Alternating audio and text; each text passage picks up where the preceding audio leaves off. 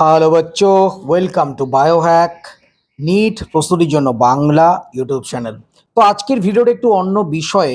আমাদের ভারতবর্ষের মেডিকেল কলেজে বা ভারতবর্ষের মেডিকেল ফিল্ডে যদি বাইরের কোনো দেশ যেমন বাংলাদেশ বলো বা অন্য অন্য কোনো দেশ নেপাল বলো, বিভিন্ন জায়গা থেকে কেউ যদি এমবিবিএস বা মেডিকেল কোনো কোর্স করতে চায়, মানে এনআরআই কোটায় বা ফরেন ন্যাশনাল কোটায় যদি কেউ এমবিবিএস বা মেডিকেল কোনো কোর্স করতে চায়, তাহলে তাদের কি কি করতে হবে বা স্টেপগুলো কি, এইটা নিয়ে আজকে আলোচনার বিষয়বস্তু। অনেকে রয়েছে যারা ভারতের বাইরে থেকে আমাদের ভারতবর্ষে মেডিকেল ফিল্ডে পড়াশোনা করতে ইচ্ছুক। প্রথমেই বলে রাখি যে আমাদের ভারতবর্ষে মেডিকেল কোর্স মানে এমবিবিএস বা মেডিকেল কলেজগুলোতে ভর্তির জন্য নিট কোয়ালিফাই কিন্তু ম্যান্ডেটারি। যে কোনো মূল্যে নিট কোয়ালিফাই করতেই হবে। কোয়ালিফাই মানে তোমরা জানো নিটের একটা মিনিমাম নাম্বার পেলে কোয়ালিফাই হয়। তো সেই কোয়ালিফাইং মার্কস তোমাদের পেতে হবে এবং তোমাদের নিট এক্সাম 100% দিতে হবে। নিট পরীক্ষা ছাড়া কোনো রকম কোনো সুযোগ নেই ভারতবর্ষে মেডিকেল কলেজে পড়াশোনা করার। তো সেই নিট পরীক্ষা দেওয়ার জন্য তোমাদের নিটের যে ক্রাইটেরিয়া সেগুলো ফুলফিল করতে হবে। তো ক্রাইটেরিয়ার মধ্যে প্রথম যেটা, তোমাদের মিনিমাম 17 বছর এজ হতে হবে এবং তোমাদের ফিজিক্স, কেমিস্ট্রি, বায়োলজি বা বায়োটেকনোলজি এবং ইংলিশ এই সাবজেক্টগুলো থাকতে হবে। মিনিমাম 50% মার্কস তোমাদেরকে পেতে হবে এই সাবজেক্টগুলোতে, মানে অল ওভার টোটালে 50% পেতে হবে এবং তোমাদের 10+2 বা ইকুইভ্যালেন্ট কোনো এক্সাম পাস করতে হবে। তো এইটা গেল নিট পরীক্ষা দেওয়ার ক্রাইটেরিয়া। এছাড়াও কিছু ডকুমেন্টস তোমাদের নিট পরীক্ষা দেওয়ার জন্য লাগে, যেটা যখন তোমরা পরীক্ষা দেবে রেজিস্ট্রেশনের আগে ইনফরমেশন বুলেটিনে লেখা থাকবে। তো নিট কোয়ালিফাই করার পর আমাদের ভারতবর্ষের বিভিন্ন মেডিকেল কলেজগুলোতে অ্যাডমিশন প্রসেস। তো এনআরআই কোটা বা ফরেন ন্যাশনালের জন্য শুধুমাত্র আমাদের অল ইন্ডিয়া কোটা বা এমসিসি যে কাউন্সিলিং, তার মাধ্যমেই ভর্তি হওয়া যায়। কোনো স্টেট কাউন্সিলিংয়ে কিন্তু ভর্তি হওয়া যায় না। আমাদের ভারতবর্ষে অনেক স্টেটে গভর্নমেন্ট মেডিকেল কলেজেও এনআরআই কোটার সিট অ্যাভেলেবেল রয়েছে, কিন্তু আমাদের পশ্চিম বাংলায় গভর্নমেন্ট কোনো মেডিকেল কলেজে এনআরআই কোটার সিট নেই। এনআরআই কোটায় তোমরা যে সিটগুলো ভর্তি হওয়ার জন্য পাবে সেটা হচ্ছে ডিমড ইউনিভার্সিটি পাবে, সেন্ট্রাল ইউনিভার্সিটি যেটা সেন্ট্রাল গভর্নমেন্টের পরিচালিত কলেজ, সেন্ট্রাল ইউনিভার্সিটিতে ভর্তি হতে পারবে। এছাড়াও বিভিন্ন প্রাইভেট কলেজগুলোতে এনআরআই কোটায় তোমরা ভর্তি হতে পারবে এবং এই যে কাউন্সেলিং প্রসেস, সেই কাউন্সেলিং প্রসেসটা কিন্তু এমসিসির থ্রু দিয়ে হবে। কোনো স্টেট গভর্নমেন্টের কাউন্সেলিং প্রসেস দিয়ে এনআরআই কোটায় কিন্তু ভর্তি হওয়া যায় না। এনআরআই কোটায় ভর্তি হতে গেলে তোমাদের এমসিসি অল ইন্ডিয়া কাউন্সেলিং, তাতে পার্টিসিপেট করতে হবে।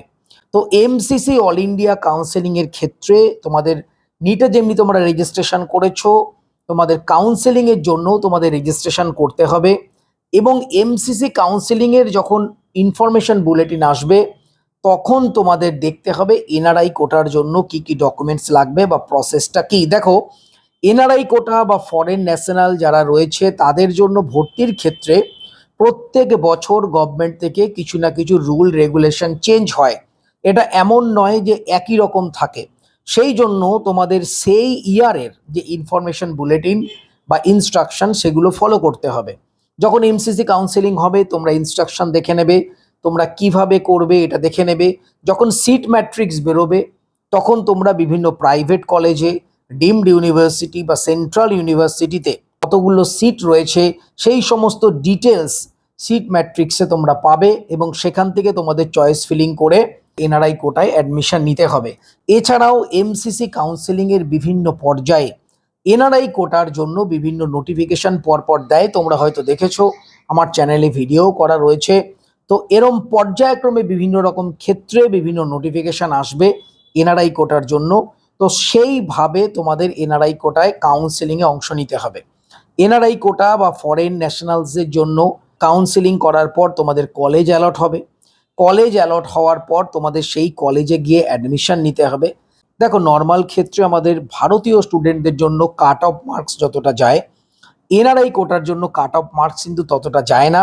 মিনিমাম কোয়ালিফাই করলেই তোমরা কাউন্সেলিংয়ের সুযোগ পাবে।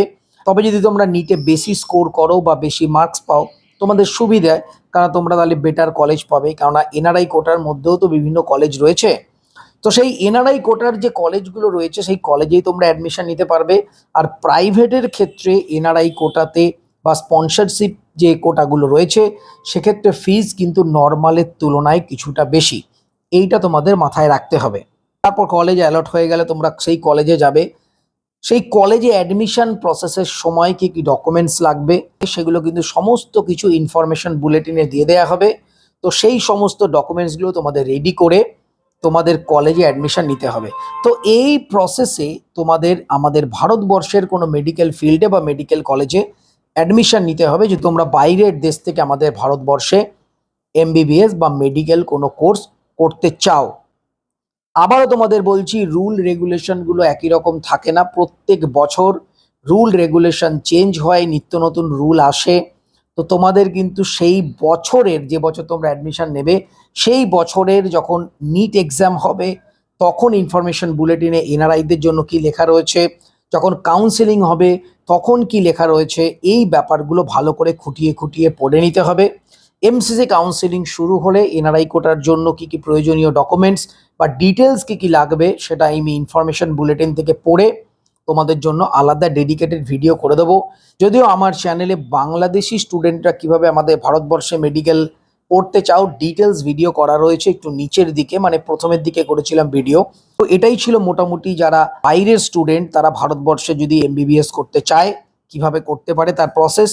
এই সম্পর্কে তোমাদের যদি কোনো কোশ্চেন থাকে, যদি কিছু জানতে চাও অবশ্যই কমেন্ট করো এবং ভিডিওগুলো অবশ্যই হাইপ করো, তাহলে ভিডিও রিচ বাড়বে এবং অনেক স্টুডেন্টের কাছে পৌঁছবে, তারা উপকৃত হবে। তো সবাই খুব ভালো থেকো, মন দিয়ে পড়াশোনা করো, চ্যানেলটা সাবস্ক্রাইব রাখো, নোটিফিকেশনটা অন রাখো নিট রিলেটেড যাবতীয় ইনফরমেশনের জন্য। টাটা।